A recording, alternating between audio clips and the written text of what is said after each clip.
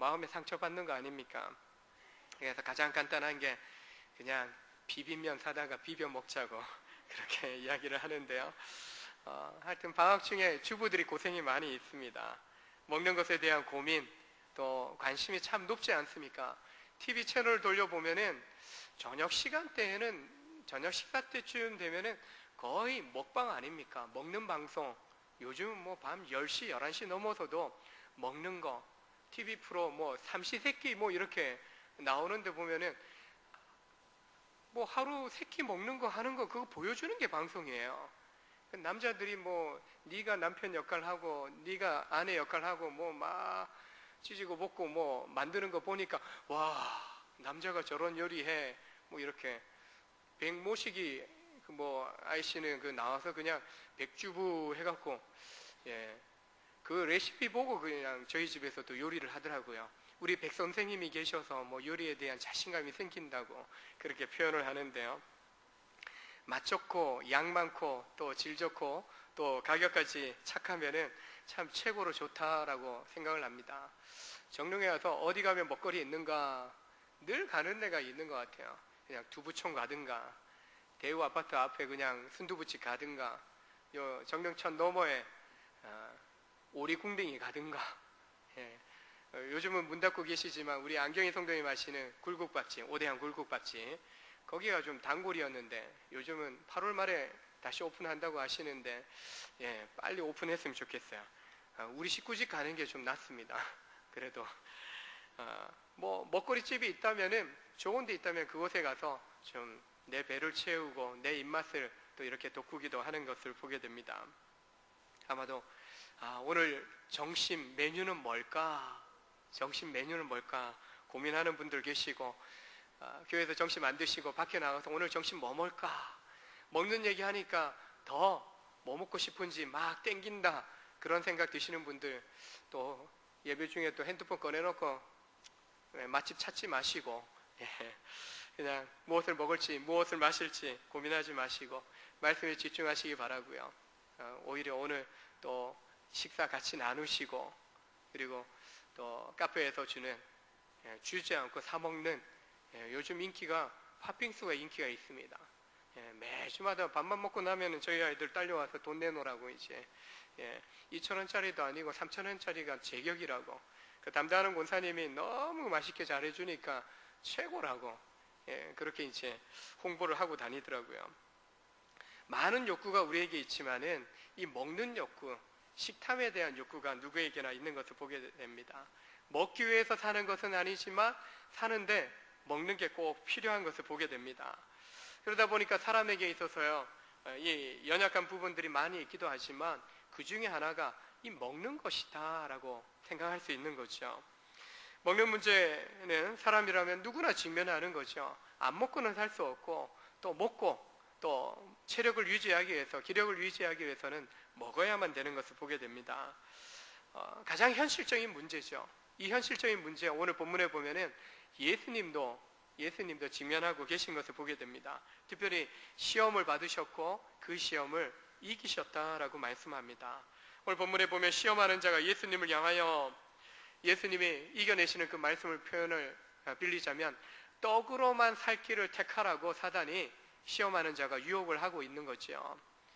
사람이 떡으로만 살 것이 아니요 라고 받아치고 계신 주님이신데 떡으로만 살 것을 먹는 문제를 가지고 사단이 시험하고 있다는 것이죠. 먹을 것이 있고 먹을 수 있다는 것이 축복이죠.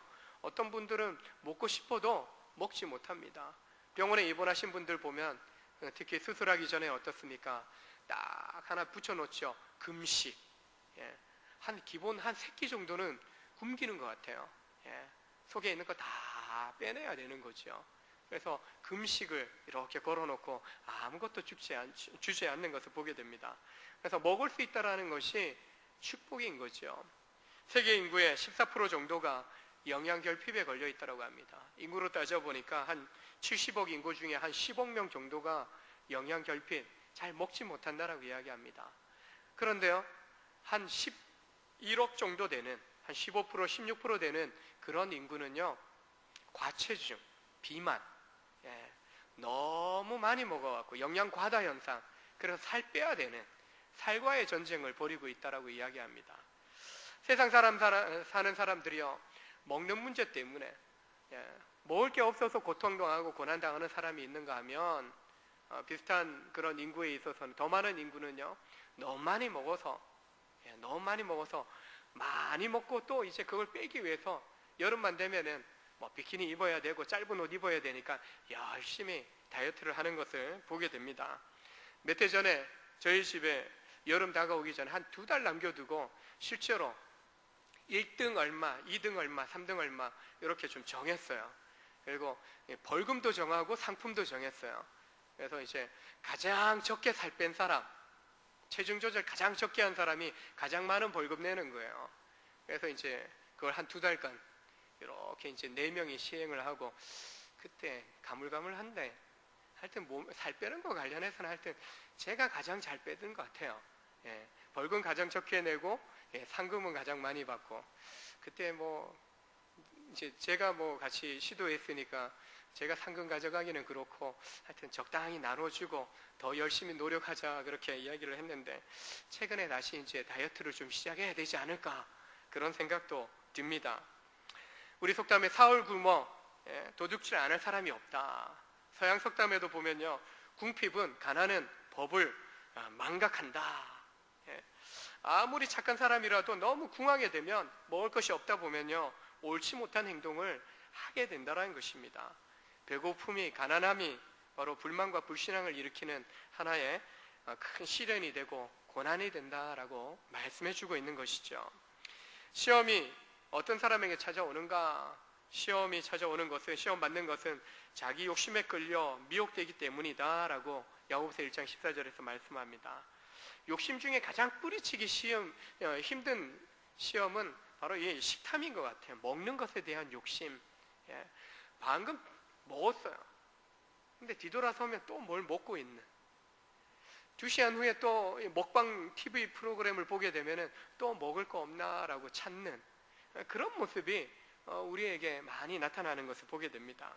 식탐 때문에 넘어진 사람들이 있죠. 창세기 3장에 등장합니다. 하와가 넘어집니다. 더불어서 남편인 아담도 넘어지는 거죠.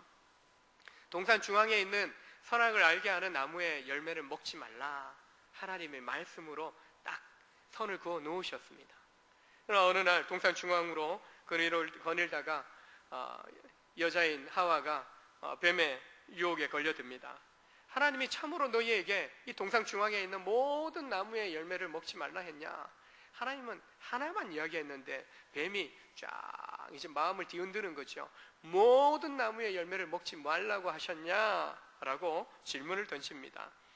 이때 하와가 동산 중앙에 있는 나무의 열매를 하나님 말씀에 먹지도 말고 만지지도 말라 하셨다라고, 만약 그렇게 하면 죽을지도 몰라. 분명히 2장에서는요 먹지 말라, 만지시는 건 그건 있지도 않았던 말씀이고요. 먹지 말라, 먹으면 정령 반드시 죽으리라, 죽을까 죽을지도 몰라가 아니라 반드시 죽을 거다라고 말씀하셨죠. 말씀을 더하여 주고 말씀을 또 바꾸는 그런 답변을 이 하와가 합니다. 아마 아담이 하와에게 전달했는데 전달할 때 제대로 남편 말 안 들은 것 같아요. 남편 말 잘 들었으면 그 말씀을 딱 마음판에 새기고 말씀으로 딱 이겨냈을 텐데 하와가 그러지 못했던 것 같아요. 그러자 어떻게 합니까? 내일은 그 말씀을 딱 받아갖고 사단이 이야기하죠. 결코 안 죽어, 결코 죽지 않아. 거기에 먹는다면, 그 선악을 알게 하는 나무의 열매를 먹는다면 너의 눈이 밝아질 거야. 그리고 하나님처럼 선악을 알게 될 거야 라고 하나님의 말씀을 뒤집는, 하와가 변형시킨 그 말씀도 뒤집어 버리는 그런 답변을 사단이 주고 있다는 것이죠. 이미 저 열매가 어떠한지 궁금해 죽을 터에, 너무나도 관심이 가던 터에 사단이 결코 안 죽고 오히려 하나님처럼 선악을 알게 되고 지혜롭게 될 거다라는 그 말에 마음을 빼앗겨 버린 하와가 다시 한번 동산 중앙에 있는 나무를 쳐다봅니다. 그 열매를 봅니다. 보암직도 하고 먹음직도 하고, 보니까 너무나도 탐스러워요. 야, 저거 한 입만, 한 입만 꽉 깨물면은 야, 내 이 무더기가 싹 식기가 나갈 것 같은 그런 기분이 드는 거죠. 그래서 그 열매를 날름 따먹고 자기만 범죄하지 않고 완전 범죄 아담 남편에게도 주어서 먹게 합니다. 아담과 하와가 말씀을 등지고요, 그들이 먹을 것에 떡으로 살 것을 선택한 거죠. 하나님의 말씀을 따르기보다도 또한 사단이 주는 그 말에 넘어지고 말았다는 것입니다. 성경은 바울은 첫 번째 아담은 이렇게 실패했다라고 표현합니다. 그리고 둘째 아담으로 오신 예수님은 실패하지 않으셨다라고 말씀합니다. 오늘 본문에 시험하는 자 사단이 40일 동안 금식한 예수님께 이 먹는 문제로 유혹하고 있습니다. 3절을 보시면 네가 만일 하나님의 아들이냐? 그렇다면은 이 돌들로, 광야에 돌들이 많은데 이 무수한 돌들로 떡덩이가 되게 하라. 네가 진정 하나님의 아들, 네 신분이 정말 하나님의 아들, 능력 있는 하나님의 아들이라면 너 지금 배고프지 않냐? 배고프다면 그 배고픔 해결해야 되지 않냐? 돌들 많은데, 무에서 유를 창조하신 하나님의 아들인데 저 돌들로 떡을 만드는 거 쉽지 않겠냐? 빵을 만들어라 라고 이야기를 하는 것입니다. 쥐린배를 채우라는 것입니다. 굶주린 상태에 있는 예수님께 가능한 모든 능력, 모든 방법을 동원해서 너의 그 필요를 채워보라고 이야기하는 것입니다. 지금 맞닥뜨린 현실은 뭡니까? 배고픔의 현실입니다. 굶주린 현실입니다. 그 현실을 직시하라는 것입니다. 현실을 바라보고 현실적인 삶을 살아가라는 것입니다.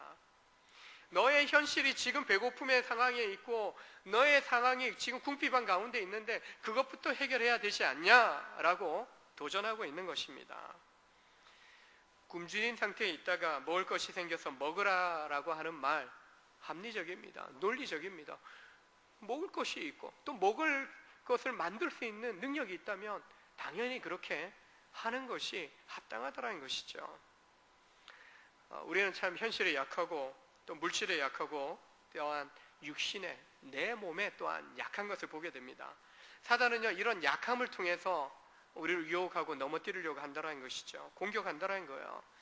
많은 사람들이 이 생계형 범죄, 너무 배고파서 훔쳐먹고 또 먹고 그냥 도망치고 그럴 수밖에 없었다라고 표현을 합니다. 어떤 경우에는 내가 먹고 살기 힘들다 보니까 법을 어기고 사기치고 공갈치고 그렇게 할 수밖에 없었다라고 이야기를 합니다. 예수님도 떡에 대해서, 먹는 부분에 대해서 예수님이 중요하지 않다라고 말씀하지는 않으십니다. 우선순위에 대한 부분입니다. 먹을 것이 필요합니다. 광야에서 들판에서 말씀을 증거하시고 굶주려 있는 그 백성들에 대해서 오병이어의 기적을 베풀어 주신 예수님이십니다. 먹을 것이 없는 그들 가운데 떡을 나누고 물고기를 나누는 축사하는 가운데 하나님 주신 그 능력 가운데에서 다 먹이고 남길 정도의 그런 은혜도 베푸신 주님이십니다. 먹는 게 살아가는 데 필요한 것입니다. 그러나 왜 이 시험하는 자가 사단이 유혹하는 이 말에 예수님이 따르지 않습니까? 첫째는 단순히 먹는 것이 죄는 아니라는 거죠. 그러나 먹는 것을 만들고 떡만을 선택하라고 요구하는 그 요구 앞에는 결코 하나님의 아들이시지만, 능력 있는 분이시지만 그 유혹에 넘어가지 않으신다는 것이죠. 사단의 유혹은 여기에 있는 겁니다. 바로 떡의 필요성을 넘어서서 떡만을 바라보라는 겁니다. 먹고 사는데, 살기 위해서 먹어야 되고 먹기 위해서 사는 거 아니냐. 너의 인생 다른 데 관심 갖기보다도 너가 지금 현실적으로 필요한 그 문제에만 너가 직면하라고 이야기하는 것입니다. 사람의 행복을 추구하는 것을요, 먹는 것으로만 제한하려고 하는 겁니다. 단순히 그냥 먹는 것 문제보다도 우리가 요즘 가장 행복을 추구하는 데 관심 갖는 게 돈 아닙니까? 돈. 현실적으로 돈이 필요합니다. 돈이 많아야 행복할 것 같고, 돈이 많이 좀 쌓여 있어야 내 인생의 노후에 좀 안전보장, 노후 보장 될 것만 같습니다. 근데 어떤 분은 그런 이야기 하시더라고요. 그 휴가 때 형님을 만났는데 이야기하는 가운데 형님이 그런 이야기예요. 어떤 분들이 참 평생 부부가 이렇게 또 열심히 일해서 많이 모아두고 우리 노후에 정말 잘 먹고 잘 살자, 여행도 다니고 이렇게 정말 행복하게 지내자. 어느 날 사고로 그냥 돌아가신 거예요. 예, 돌아가신 거예요. 그러니까 그거 다 누구 거 되냐? 다 누구 거 되냐? 예, 남 좋은 일 아니라 물론 이제 자식들에게 다 돌아가겠지만은 빠지게 일하긴 하는데 인생 왜 사는가? 왜 사는가? 사탄은요 우리로 하여금 계속 돈만 벌라고 이야기합니다. 나중에 가면 행복하겠지라고 이야기합니다. 돈을 삶의 중심에, 인생의 중심에 두라고 이야기합니다. 돈을 벌기 위해서는 수단과 방법 가리지 말라라고, 그렇게 죄 지어도 된다라고 우리를 미혹할 때가 있더라는 것이죠. 세상에서 잘 먹고 잘 살고 또 성공한 이후에 하나님 만나고 또한 다른 사람을 섬기는 일을 해도 늦지 않는다라고 그렇게 이야기합니다. 참 달콤합니다. 왜요? 현실적인 문제, 내가 직면하고 있는 그런 상황이기 때문에 참 달콤하게 다가오는 유혹이라는 것이죠. 세상 사람들이 이런 유혹에 빠져서 돈으로만 사는 삶에 빠져서 살아갑니다. 그것만 바라보며 살아갑니다.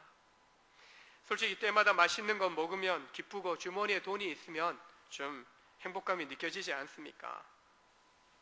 휴가 때 아이들 수련회 보내고 2박 3일간 저희가 이제 고향에 다녀왔는데 둘만 다니니까 편해요. 예. 부부가 한 몸 아닙니까? 마음 짝짝꿍 잘 맞아요. 둘 데리고 다니면은 이미 둘이 의견 다르고요. 예. 갈라지거든요. 두 녀석 다 마음 맞춰줘야 되거든요. 딸 마음에 맞춰들면은 딸만 좋아한다고, 아들 마음에 맞추면 아들만 좋아한다고. 그러니까 둘이 떼놓고 가니까요 편하더라고요. 그래서 우리 온전교회 성도들은 아이들 수련회 성경학교 보내고 휴가 부부들이 좀 1박 2일, 2박 3일 이렇게 다녀오면은 그때는 할 땐 교회에서 또 열심히 또 아이들 훈련시키고, 교회에서 안 할 때는 이제 밖으로 보내고, 중고등부는 밖으로 보내니까 좀 편한 것 같아요. 예. 물론 이제 우리 선생님들이 참 많이 수고해 주셨지만 둘이 다니니까 돈이 절반으로 줄어듭니다. 그래서 넷이 쓰던 걸 둘이 쓰니까 어떻습니까? 더 좋은 거 먹게 되는 거죠. 주머니에 돈이 있으니까 좀 괜찮아요. 근데 이제 쓱쓱쓱 이제 하루 쓰고 이틀 쓰고 쓰다 보니까 너무 과용하는 거 아닌가? 예, 이제 카드 결제 날이 이제 두근거리는 거죠. 이제 두려운 거죠. 떡이 주는 만족, 먹을 것이 주는 만족, 또한 돈이 주는 행복, 영원하지 않은 거예요. 뭐 메뉴 이름을 보고 딱 들어갔는데 나오는 거 보니까 마음에 들지 않아요. 근데 어떻게 해요? 이왕 다 시켰는데 먹어야죠. 그리고는 이제 다시는 이 집에서 안 먹을 거라고 작정을 하죠. 먹을 때는 잠시 기쁘고 돈을 쥐고 있을 때는 잠시 동안 행복하기도 합니다. 그러나 그것들은 영원하지 않은 거죠.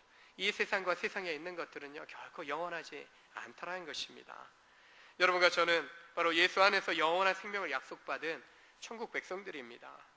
떡이나 돈이 주는 잠깐의 만족에 우리가 미련을 두어서는 안 되는 것입니다.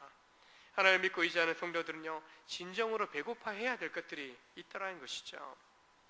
배고픔만 생각한다면, 현실만 생각한다면 당장이라도 내 능력을 이용해서 예수님이 돌로 떡덩이를 만들어서 먹어야만 하는 것입니다. 먹으면 되는 것입니다. 그러나 단순히 육체적인 어떤 필요만 공급한다고 해결될 부분이 아니라는 거예요.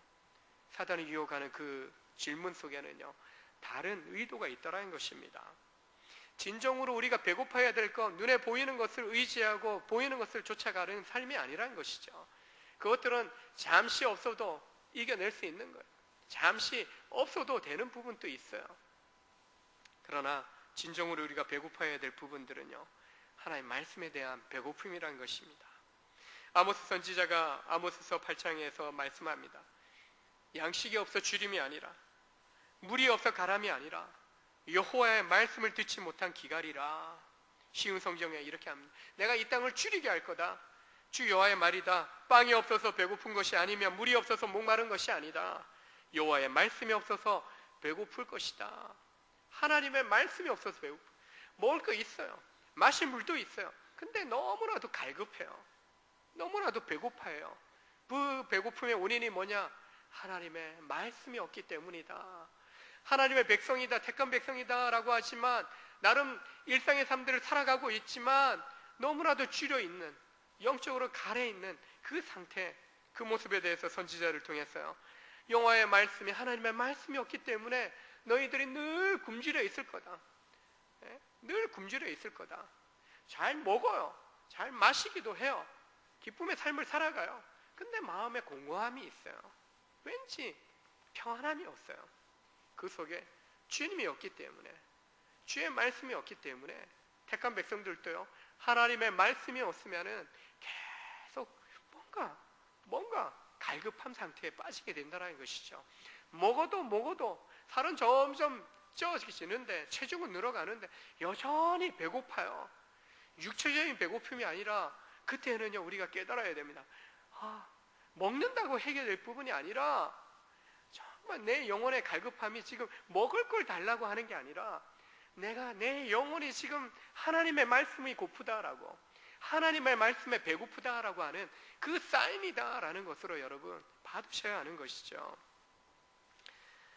식사를 걸러서 느끼는 배고픔보다도 하나님의 말씀이 내 속에 없음 때문에 배고픔을 우리가 가져야 되는 것입니다. 내 영혼을 하나님의 말씀으로 충전하고자 힘써야 되는 것입니다. 그러면 우리가 말씀으로 사는 사람이 될 줄로 믿습니다. 4절을 보시면 사람이 떡으로만 살 것이 아니요 하나님의 입으로부터 나오는 모든 말씀으로 살 것이라. 창세기 3장에서 아담과 하와는 사단의 유혹에 하나님의 말씀이 아닌 자기의 생각대로, 자기의 욕심대로, 식탐대로 쫓아서 죄를 범하고 또한 하나님으로부터 단절되어지는 그런 결과를 낳았지만, 오늘 둘째 아담으로 오신 예수님은요, 태초부터 계셨던 창조주 하나님이시고 하나님의 아들이시고, 또한 그분 자신이 영원한 생명의 말씀입니다. 말씀이 육신이 되어 우리 가운데 오신 분이 예수님이십니다. 그 자신이 말씀이셔요. 구약의 말씀도 잘 아시기 때문에 오늘 4절의 말씀은 신명기 8장 3절의 말씀을 가지고 이제 사단의 유혹에 대해서 막아서시는 거예요. 세 번의 모든 이 금식 기도한 이후에 그 유혹에 대해서요, 말씀으로 다 물리치시는 것을 보게 됩니다. 신명기 8장 3절, 이 8장의 내용은요, 이스라엘 백성들이 광야 출애굽하여 광야 40년을 도는데 그때 농사를 짓습니까? 전쟁을 통해서 남의 거 빼앗아서 먹습니까? 그렇지 못합니다. 수백만입니다. 그 사람들이요, 하늘로부터 내려지는 하늘 양식 만나를 먹고 그들이 그 40년의 광야 생활들을 다 이겨내는 것을 보게 됩니다. 고기 먹고 싶다고 하니까 메추라기도 보내셔서 잡아서 또 메추라기 구이해 먹을 수 있도록 그렇게 또한 그들 가운데 복을 주시는 것을 보게 됩니다. 사람이 떡으로만 살 것이 아니라는 그 사실을요, 광야 40년 동안 이스라엘 백성들에게 가르쳐 주시는 거예요. 하나님의 약속을 믿고 의지하면서 살아갔던 그 백성들 가운데 실제로요, 하나님 말씀대로 순종하며 나아갔더니 하늘로부터 양식이 내려지는 거죠. 하늘로부터 양식이 내려지는 거예요. 마태복음 6장에서도 말씀하죠. 먼저 주의 나라, 주의를 구하라. 먼저 주의 나라를 구하라. 그리하면 너희가 먹고 마시고 입고 이 모든 것에 대해서 다 그 필요를 채워주실 거다라고 말씀하고 있는 것입니다. 예수님이 오늘 이 말씀을 통해서요, 성도들에게 영생의 길, 영생으로 살아갈 그 길을 보여주고 계신 것입니다. 그 길은 다른 게 아니라 말씀으로 사는 길이다라고 말씀하고 있는 것입니다. 사람이 하나님의 말씀으로 살 것이라, 하나님 말씀으로 살아가는 존재가 우리들이라고 말씀하고 있는 것입니다. 바로 사단은 이 땅의 양식, 육신의 필요를 채우는 그 양식에 집중하라고 미혹하지만, 예수님은 하늘에 속한 택한 백성들은 하늘의 양식에 관심을 가져야 된다라고 말씀하고 있는 것입니다. 이 땅에 사는 동안 떡이 필요합니다. 먹을 것이 필요합니다. 그러나 진정으로 우리가 우리 영혼에게 필요한 것은 하나님의 말씀인 줄로 믿습니다. 문제는요, 어떻게 하나님의 말씀으로 살아갈 수 있느냐? 휴대폰에 요즘은 배터리가 없는 게 나오더라고요. 아예 갈아 끼우고 이게 없어요. 충전은 하긴 하지만 저 같은 경우 아직 갈아 끼우는 건데, 이 배터리가 한 2년 지나니까요, 핸드폰 수명도 다 하고 배터리 수명도 다 하는 것 같아요. 100% 충전됐습니다. 빼내자마자 99%, 97% 뚝뚝 떨어져요. 배터리의 수명조차도 무한하지 않아요. 소모되면 다시 충전해야 되고 충전해야만 이 스마트폰이 가지고 있는 그 기능들을 100% 활용할 수 있는 것이죠. 영원히 소모되지 않고 항상 충전되어 있는 그런 배터리는 없다라는 거예요. 채워져야 되는 것이죠. 동일하게 우리가 예수 믿고 거듭났지만 하나님의 구원받은 백성으로 약속을 받았지만 천국 백성의 소명을 받았지만 여전히 우리는요 날마다 우리가 배터리 충전하듯이 채워져야 되는 거죠. 내 힘으로 살 수 없는 겁니다. 한번 예수 믿은 거 고백으로 살 수 있는 것이 아니라 날마다 하나님의 생명의 양식으로 공급받아야 할 줄로 믿습니다. 요한복음 15장 7절에 너희가 내 안에 거하고 내 말이 너희 안에 거하면 무엇이든지 원하는 대로 구하라. 그리하면 이루리라. 주 예수를 믿는 믿음의 확신 안에 거해야 된다는 겁니다. 주님 안에 거해야 되고 말씀 앞에 머물러야 되는 거예요. 주님께 붙어 있어야 되는 거예요. 주님께 붙어 있어야만 그 구원의 생명을 유지할 수 있고 또한 성장할 수 있다는 것입니다. 말씀 충만이 예수 충만이고 성령 충만으로 이어지는 것을 보게 됩니다. 바로 이 예언의 말씀을 읽고 듣고 그 가운데 기록한 것을 지키는 자가 복이 있나니 요한계시록 1장 2절에 3절에서 말씀합니다. 말씀을 읽는 자가 복이 있다. 듣고 행하는 자 복이 있다라고 말씀합니다. 시편 1편에서도 말씀하죠. 복 있는 사람은 악인의 길을 좇지 않고 죄인의 길에 서지 않고 오만한 자의 자리에 앉지 않는다. 그러면 어떻게 살아가는 사람이 복 있는 사람이냐? 여호와의 율법을 즐거워하는 자, 그리고 그 율법을 주야로 묵상하는 자, 하나님의 말씀 앞에 머물고 하나님의 말씀을 가까이 하는 사람이 복 있는 사람이다라고 말씀하고 있는 것입니다. 주님께 붙어 있는 거, 주님께 가까이 나아가는 거, 하나님을 가까이 하면 내게 복이라라고 말씀합니다. 어려울 것 같습니까? 말씀 속에 들어가면 그것이 우리 속에서 어떻게 그 살아계신 하나님의 말씀의 능력들이 내 삶 가운데 나타나는지를 우리가 경험할 수 있는 것이죠. 예수님 자신을 생명의 떡이라고 말씀합니다. 나는 생명의 떡이다. 내가 떡이니 내게 오는 자 줄이지 않고 떡을 통해서 먹고 또한 나를 믿는 자 영원히 목마르지 않을 것이다.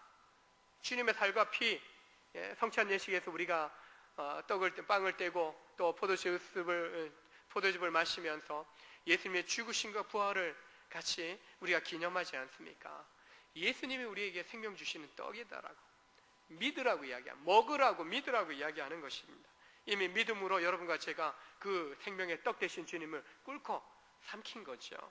더 이상 이제는요 우리가 이 땅 가운데서 만나를 먹었던 사람들 다 죽었지만 우리는 이 땅 가운데서 하늘 소모양을 가지고요 영생의 약속을 가지고 생명의 떡에 계신 주님과 함께 또한 천국을 바라보며 또 이 땅 가운데서 천국을 이루는 삶을 살아가게 되는 줄로 믿습니다.